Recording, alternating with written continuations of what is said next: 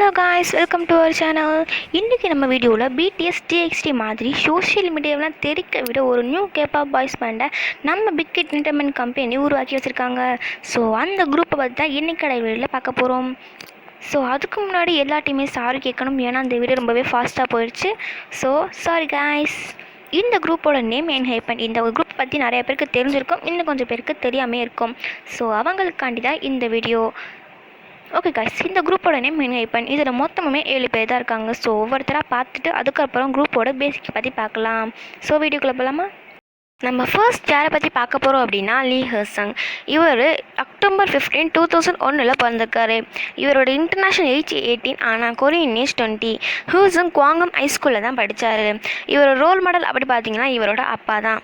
ஹூசங்கோட trainee time ஐலாண்டில் join பண்ணுறதுக்கு முன்னாடியே 3 years ட்ரெயினியாக இருந்திருக்காரு. அதாவது பிக் ஹிட் என்டர்டைன்மெண்ட்டில் டிஎக்ஸ்டி அறிமுகமாக ரெடியாக இருக்கும்போதே அவங்களோடய ட்ரெயினியாக இருந்திருக்காரு.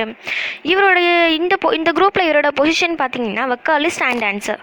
டிஎக்ஸ்டியில் இருக்கிற இவங்களோட ஃப்ரெண்ட்ஸ் அறிமுகமாகும் போது இவர் ரொம்பவே ஹாப்பியாகவும் ப்ரௌடாகவும் இருந்துச்சு. இருந்தாலும் இவங்களோட ஃப்ரெண்ட்ஸ் மாதிரி இவரும் ஆகணும் அப்படின்னு ரொம்பவே ஆசைப்பட்டார். ஓகே கைஸ், நம்ம செகண்ட் யாரை பற்றி பார்க்க போகிறோம் அப்படின்னா ஜே பார்க். உங்களோட fans I love you too. Next போலாம் ரைட். இவரோட கொரியன் நேம் பார்க் ஜங் சியாவ். இவர் அமெரிக்காவின் வாஷிங்டனில் ஏப்ரல் 20, 2002 பிறந்திருக்காரு.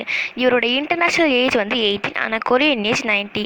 ஜேயோட ட்ரெயினிங் டைம் 2 இயர்ஸ் + 11 months. இவர் ஹார்லம் என்டர்டைன்மெண்ட் ஆர்ட்ஸ் ஹைஸ்கூலில் தான் படித்தார். இவரோட நிக் நேம் பார்த்தீங்கன்னா angry bird. J English, Korean, ஜாப்பனீஸ்லாம் பேசுவார். இவரோட ஹாபி அப்படின்னு பார்த்தீங்கன்னா கண்டிப்பாக ஃபேஷன் தான் சொல்லுவார். இவரோட வாய்ஸ் வந்து அவ்வளோ அமேசிங்காக இருக்கும். நான் சொல்லி தெரிய வேணாம், நீங்களே பார்த்துக்கோங்க. Without you, my friend, and I'll tell you all about it when I see you again. We've come a long way from where we began. Oh, I'll tell you all about it when I see you again. என்ன வாய்ஸியா, வேற level. இதுக்கே ஒரு கிட்ட எப்படி இன்னும் நிறைய பேர் இருக்காங்க. ஜே வந்து SM Entertainment, Big Hit Entertainment ரெண்டுலேயுமே ஒரு ட்ரெயினியாக இருந்திருக்காரு. ஜேயோட ஃபாதர் ஜேம்ஸ் பார்க் சின்னரில் டூர் பிரசிடெண்ட்டாக இருக்கார். ஐலாண்டில் இருந்து ஜே மறக்கவே முடியாத மேற்கோள் அப்படின்னு கேட்டிங்கன்னா RAS அப்படின்னா மனக்கசப்பு, கோபம், அவமானத்தின் சுருக்கம். ஜே வந்து அவரே அவர் டல்கோனா அப்படின்னு சொல்லிப்பார். ஜே வச்சிருக்கிறதுலே விலைமதிப்பே இல்லாத பொருள் என்னன்னு கேட்டிங்கன்னா அவர் வச்சிருக்க வாட்ச் தாங்க சொல்லுவார். ஏன்னா அது ரொம்ப காஸ்ட்லி அப்படி தானே நினைக்கிறீங்க? கண்டிப்பாக இல்லை, ஏன்னா அது உங்களோட ஃபாதர் ப்ரெசென்ட் பண்ணது. என்ஹைப்பன் குரூப்பில் இவரோட பொசிஷன் ரேப்பர் அண்ட் டான்ஸர். நம்ம தேர்ட் யாரை பற்றி பார்க்க போகிறோம் அப்படின்னா ஜேக் சிம். இவர் நவம்பர் 15, 2002 பிறந்திருக்காரு. இவரோட இன்டர்நேஷ்னல் ஏஜ் 17, ஆனால் கொரியன் ஏஜ் 19. ஐலாண்ட் மெம்பர்ஸ்லேயே இவருக்கு தான் மிடில் ஏஜ் அப்படின்னு சொல்கிறாங்க. ஜேக் வந்து சியோவில் இருக்கிற டூ ஒயிட் ஸ்கூலில் தான் படித்தார். ஜேக்கோட ட்ரெயினிங் டைம் ஐலாண்டில் ஜாயின் பண்ணுறதுக்கு முன்னாடியே 9 months ட்ரெயினியாக இருந்திருக்காரு. இந்த மெம்பர்ஸோட கம்பேர் பண்ணும்போது இவர் ரொம்பவே கம்மியான ட்ரெயினியாக தான் இருந்திருக்காரு. இருந்தாலும் இவர் ரொம்பவே டேலண்டடான பர்சன் தான். பிடிஎஸோட DNA சாங்கை பார்த்துட்டு நானும் ஒரு சிலையாகணுப்பா அப்படின்னு கனவெல்லாம் கண்டிருக்காராம். என்ஹைப்பன் குரூப்பில் இவரோட பொசிஷன் ரேப்பர் அண்ட் டான்ஸர். நம்ம ஃபோர்த் யாரை பற்றி பார்க்க போகிறோம் அப்படின்னா பார்க் சங்னூன். இவர் டிசம்பர் 8, 2002 பிறந்திருக்காரு. இவரோட இன்டர்நேஷ்னல் ஏஜ் வந்து 17, ஆனால் கொரியன் ஏஜ் 19. இவர் பாங்கோக் ஹைஸ்கூலில் தான் படித்தார். சுங்னூன் வந்து ஐலாண்ட் ஜாயின் பண்ணுறதுக்கு முன்னாடியே 2 years + 1 months ட்ரெயினியாக இருந்திருக்காரு.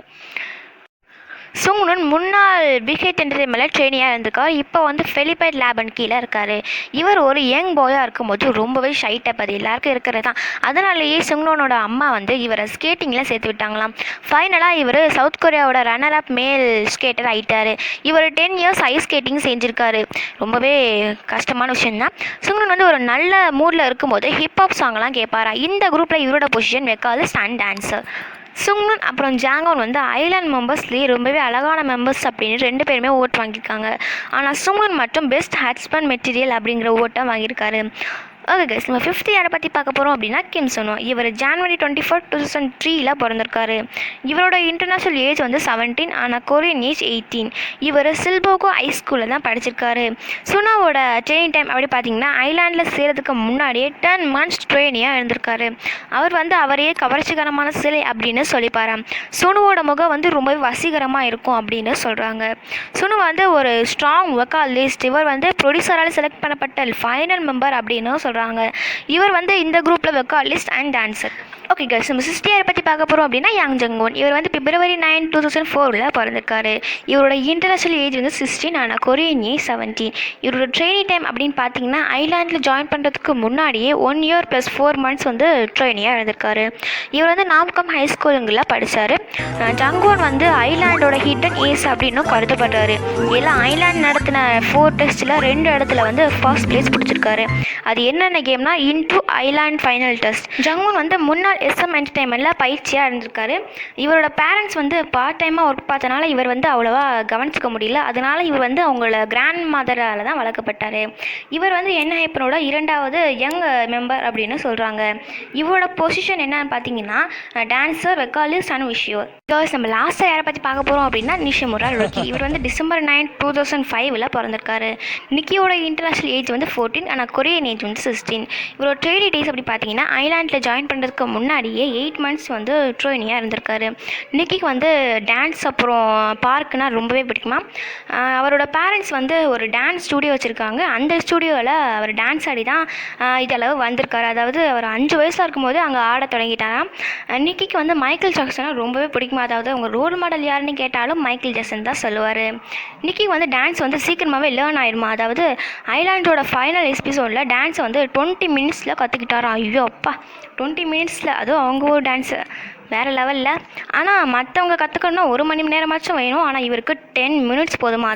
ENHYPEN குரூப்பில் இவரோட பொசிஷன் அப்படின்னு பார்த்தீங்கன்னா டான்ஸர் அண்ட் மக்னே.